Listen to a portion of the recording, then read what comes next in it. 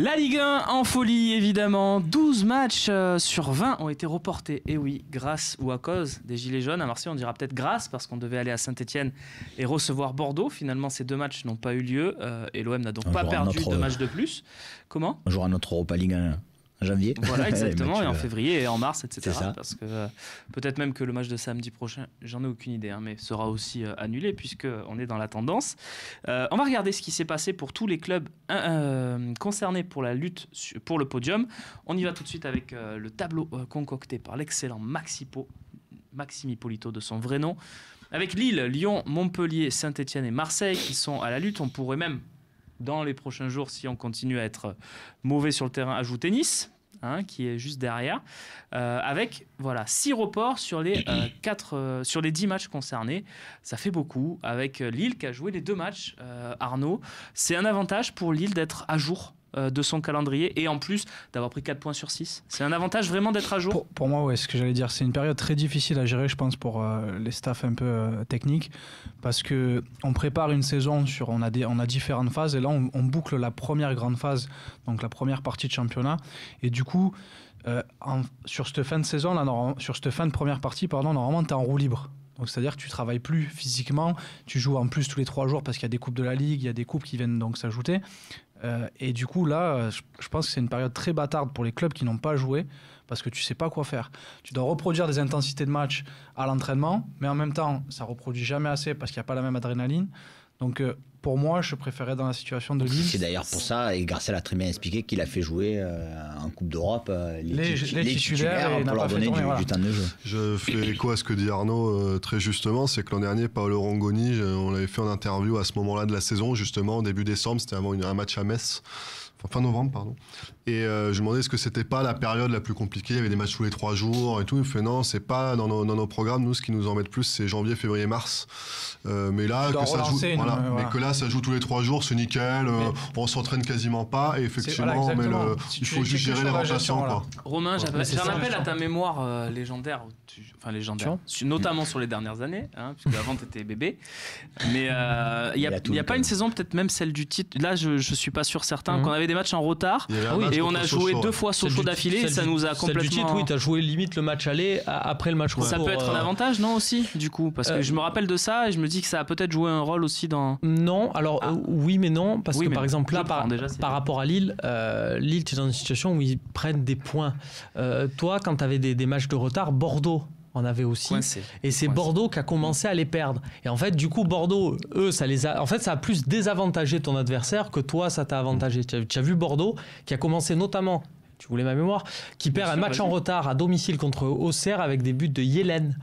Et c'est là où ça a commencé à chuter Bordeaux. Au final, c'est sur un match en retard. Alors que Marseille se lance sur, si je te dis pas de bêtises, contre Lyon avec le but de Caboret là. Ouais. Et après, ils font une série de fous, quoi, où il y a ces 2 matchs. Il y a ces 2 matchs Sochaux là. Et c'est vrai qu'ils sont sur 10 victoires quasi. Vas-y, Arnaud. Après, si. Tu veux revoir le tableau ? Ouais, allez, on va remettre si le prochain match est reporté, au final, tu n'auras pas joué en championnat, donc à la limite, c'est moins contraignant. Pourquoi ?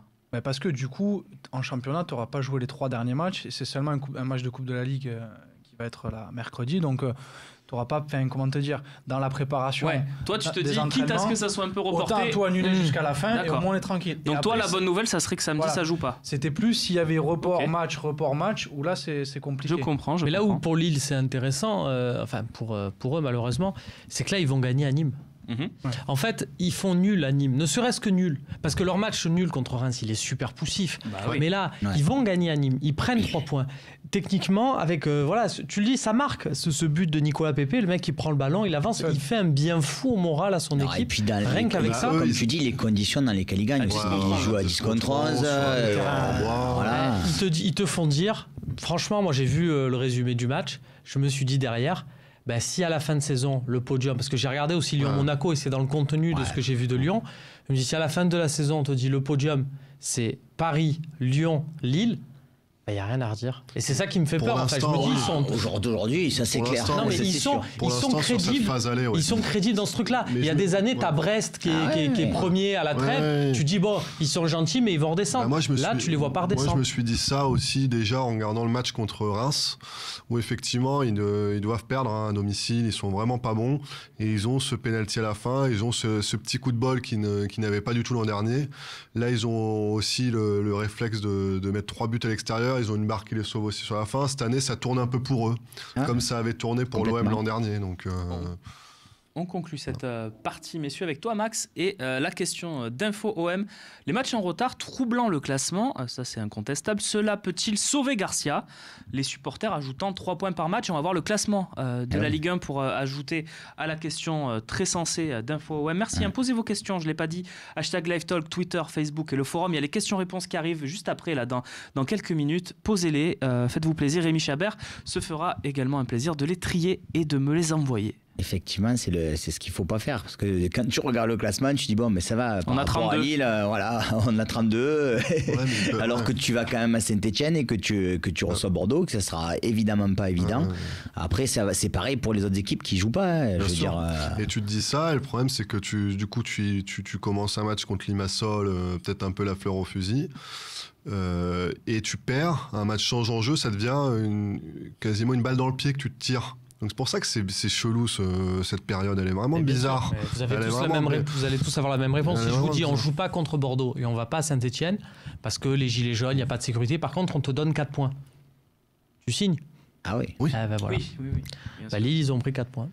Alors, c'est pas les mêmes adversaires mais de toute façon, on peut pas tirer de conclusion. Regarde Saint-Etienne, il leur manquait 4 défenseurs si tu les jouais le 9 décembre. Donc, mais bon, il nous aurait manqué Thauvin contre Bordeaux. Ouais. Voilà. Mais il manque demain contre Strasbourg. Enfin, après-demain, parce que voilà, mais imagine, tu as une contre-perf contre Strasbourg, tu te renfonces encore plus. Allez, on y vient justement, Strasbourg, OM Strasbourg, belle transition, merci Mathieu. C'est parti pour le deuxième objectif de la saison de l'Olympique de Marseille.